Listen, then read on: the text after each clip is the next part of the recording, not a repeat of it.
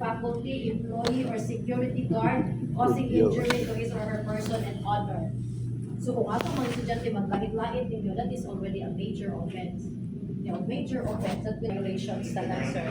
89 to 92. That is page 90.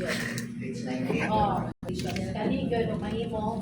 Ang inani na lang siguro, naaman ni soft copy ani ako ni ipa-print good kay mo ni yung conditions na.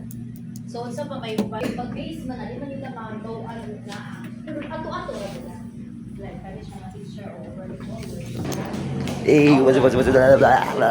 Manami na yung muna. Oh, sa may kaistorya ninyo dia.